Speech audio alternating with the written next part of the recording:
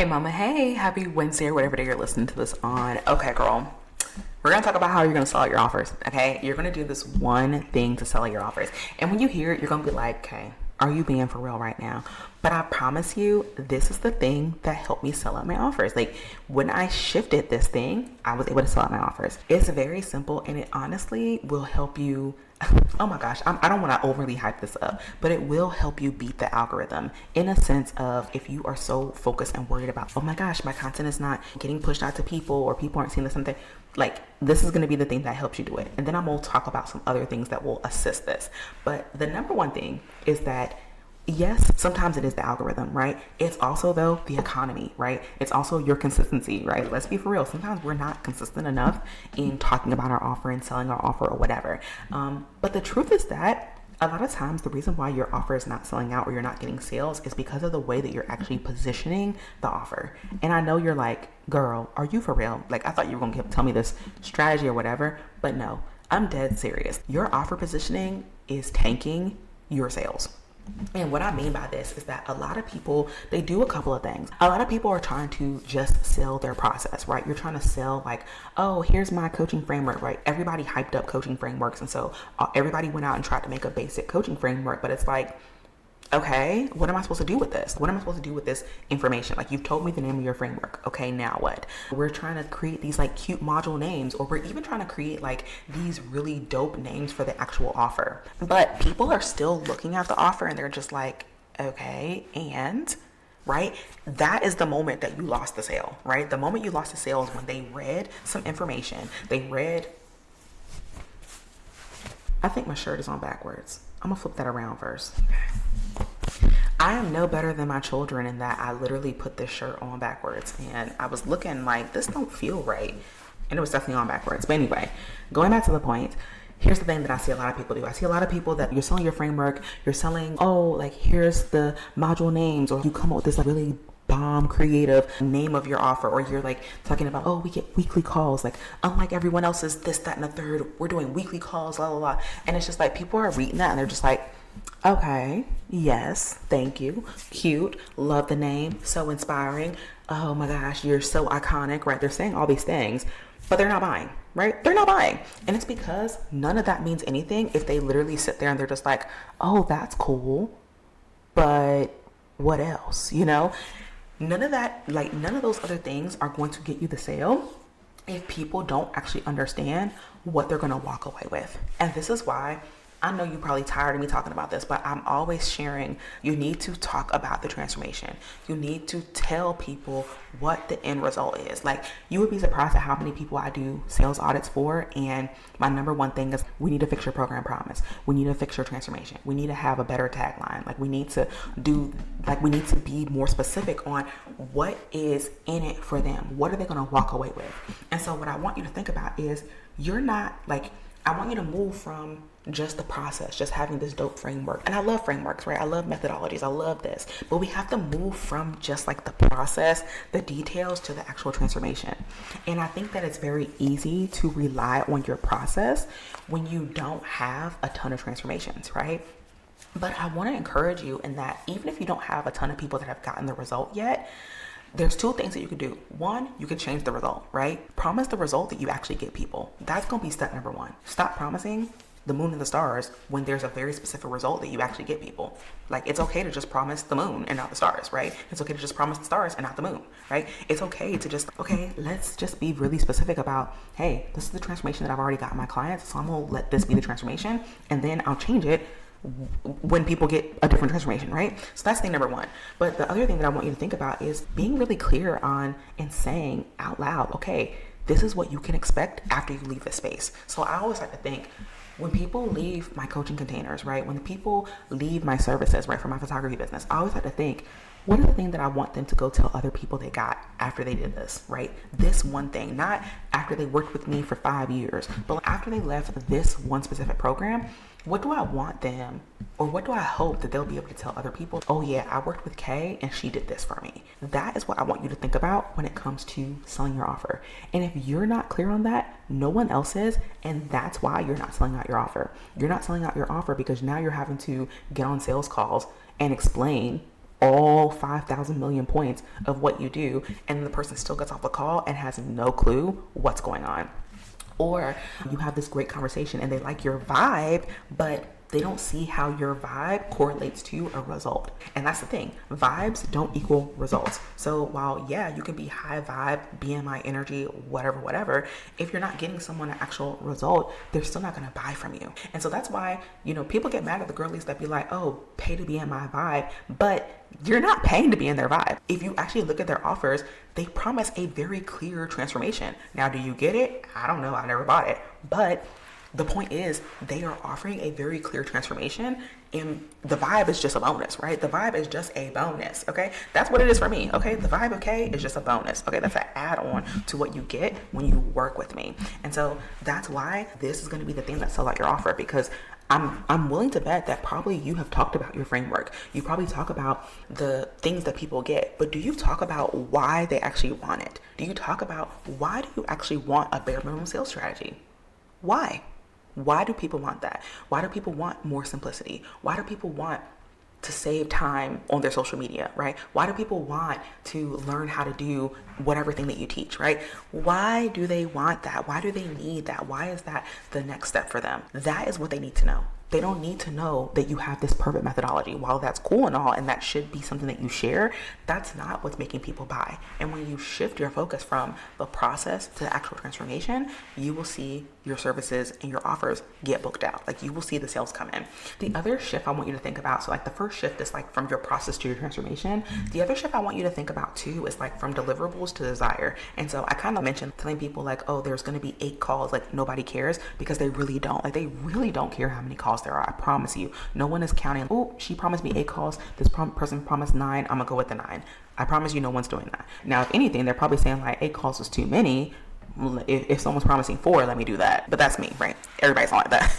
So I'm not gonna put that on everybody. But I will say that the other shift I want you to think about is like from the deliverables to the desire. So instead of saying you're gonna get this workbook, like I am not trying to shade workbooks, right? I have workbooks like Shmoney Mama. A core part of it is the workbook, but I promise you, nobody cares that you include a workbook. I think that sometimes we like add this workbook in as if it's going to be like the thing that makes people buy. It's not. It really is not. Like, they're not buying for the workbook. They're going to buy because they want peace. They want profit. They want a plan. So instead, talk about how the workbook is the plan, right? Talk about how the workbook is going to get them whatever result you already promised in the transformation. That is the goal. That's what you're trying to do here. So I really want you to shift from the process to the transformation, and from the deliverables to the desire. Like, instead of just stopping at the process, I want you to show the transformation through the process. Instead of just stopping with the deliverables, I want you to show how they can get what they desire through your deliverables, right? It's going that step deeper that's going to sell your offer. And I know you're like, I know you're not serious. Like, I know it can't just be offer positioning, but I promise you it is. Inside Shmoney Mama, I even teach you like an offer story. And the number of people that will do the offer story and then start getting sales is insane. And it's because when you do your offer story, you clarify your transformation. You clarify what their desires are, the program promise. Like, you clarify so many things that are integral to actually selling the offer. I promise you, there are 5,000 other people that are probably selling the exact same offer that you're selling. The only difference is that, yes, your methodology is different, but you know what's truly the difference? The true difference between your offer and someone else's is the unique way that you bring someone to the transformation, the unique way that you approach helping someone reach whatever they desire. That is what makes things different. So if you just talk about your process, your framework, your deliverables, if you just talk about that, you're basically saying what everyone else is saying. You're saying what everyone else is saying, because everybody else is promising the same deliverables. They have relatively the same process. Like, let's be for real. Most of us have the same process, but guess what? The way that we execute the process is different. And that's why they care more, like buyers, they care more about the transformation. They care more about the end result, their desire. They care more about that than your actual process. Your process just lets them know, okay, she's not like scamming me. Like, she actually knows what she's doing. That's all. Your process just validates that you are who you say you are. The transformation, seeing you walk other people through that, seeing you walk yourself through that, that is what makes people be like, oh, Okay, tell me more. Okay, that's when they want to know more. They don't want to know more because you told them there was going to be a workbook, right? No shade to the workbook. I'm queen of workbooks. I love my little workbooks. But like, we can't just think the workbook is going to be the thing that sells everything for us, and we shouldn't focus on the workbook. Instead, focus on what they desire. Desire-based messaging and like marketing, transformation-based messaging and marketing, all those things are going to tell people what their life, what their business, what their whatever, right? Insert whatever could look like after they work with you. And so it positions you as the only option because you're the only person that can do this for them. For example, if you want a bare minimum business strategy, like if you want to do the least and have a system set up for that, whether it's for your entire business model or for a very specific sales system, I am the only option. There is no one else that does it like this, like me. And that has the concept of, hey, I'm trying to figure out how we can do this in the very least amount of time because I want you to have a peaceful business. I want you to be able to focus on your life, or I want you to check out of your business if life is happening. I'm the only option. There is no other option. Literally. Like, there's no other option. So what life looks like after working with me, it looks like, man, I have 5 months worth of savings. I literally had someone just say this to me the other day. I have 5 months of 5 months of living expenses in my bank account. Yes, girl. Because that's what bare minimum means, being able to create a business model that allows you to make the money that you need and also stack up 5 figures or more than 5 figures, because guess what? You have systems that are working, that are selling for you. So if you need to take a break, not you having 5 months of expenses just sitting on standby, love that for you, okay? Love that for you. And that is the goal, right? Who else gonna do that? Okay, who else gonna do that for you? Nobody, right? Or at least it's how I feel, okay? Look, again, there are probably other people out there that are doing something similar, but guess what? It's not like this. And that is that's the picture you have to paint for people. You have to paint the picture for people that they're literally thinking in their heads like, is there another option? No, because there's not. But you know what? There is another option for a course that teaches you how to sell. Okay, there's plenty of options on that. There is another option on workbooks that help you learn how to sell. There are other options for masterminds that help you make 6 figures. Like, yes, there are other options for that, right? That's why we're moving from deliverables. We're moving from the process to the actual transformation and their actual desires, okay? So you see how we're selling out our offers, okay? We're selling out our offers by shifting the offer positioning, right? Our offer positioning has to be on point. This is one of those things that I feel like, aren't the most dramatic, like, oh my gosh, this is not like a crazy strategy, but it actually works. Even in my photography business, when I shifted from, I will do a photo shoot for you to, I'm creating these creative campaigns and here's what you get with this campaign, and I'm going to help you create like 3 to 6 months of content in one session. Like when I started like really expanding to, oh girl, like I'm creating these campaigns so that when you launch next time, you don't have to worry about what the visuals are, because the visuals are done, baby. I did that for you. It's done, right? When I started to shift from that, when I started shifting to, I'm capturing your family memories. Like when I started shifting to telling the story of, oh, these are photos that you can show your grandkids, right? Your great grandkids. These are the things they're going to live. When I changed, I started speaking to the story, the desire, the transformation that people wanted. I started selling out my offers, and easily selling out my offers. So I promise you, this is the thing that is going to shift everything for you. So how you're going to change this week, right? Because I want you to let's get this show on the road. Okay. Let's stop wasting time and hoping that what we're doing is working. It's not. We already know that. We already know that what we're currently doing is not working. When something is not working in my business, I don't try to be like, oh my gosh, I don't know why it's not working. It doesn't matter. It's not working. So now I need to start auditing things. I need to ask questions. I need to figure out what is happening here. So I want you to ask yourself this week, what do my clients actually want? What do your clients actually want? Not what do you deliver, not what do you think they want. What are people telling you that they want? What are people actually getting in your programs or in your offers? Whatever offer you have, what transformation is someone, if you do an exit survey and they're like, oh my gosh, you helped me do this, right? What are they saying, right? That's what people want, right? That's what people actually want, or what they actually got, right? And the thing I like to say is that whatever result people get at the end of working with you, that's the result that they actually wanted, because you're going to work for the result you want. So what do people actually want? That's number one. Thing number two is I want you to ask yourself, what do I need to stop saying that's fluff, right? So for example, do I need to stop saying that I have a workbook? Do I need to stop saying that there's a 5-step process? Are there certain things that you're like, dang, I do say this over and over and over again, and it hasn't resulted in any sales, right? Or I'm saying this thing, but I'm like, it actually is just a feature. Like anybody could offer something very similar. If that's the case, I want you to stop saying that, right? Like, Notice it and then stop, okay? The last thing that I want you to ask yourself is, where am I hiding the transformation and the fine print? So what I mean by this is sometimes we'll say, oh, I help you do this, this, and this. But like, you're burying the lead. Like, you really only help them with one thing, but you're trying to make it sound fancy by adding in all these other things. Baby, stand on business, okay? Stand on the transformation that you provide. If it's just one thing, it's just one thing.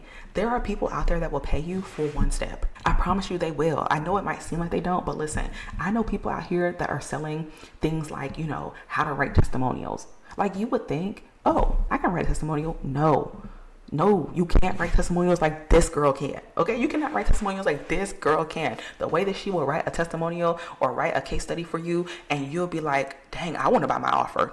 Yeah, cause she know what she doing. Okay, so when I say that, like, there are people that will buy one small step, you don't have to promise them 5 different steps, because people will buy just that one step, right? And they will pay a premium for it. They will pay $1,000, $2,000, $5,000. They will pay that for one step of the process if they're serious about what they're trying to do, right? If they're serious about the transformation. So you have to understand, what do your clients actually want?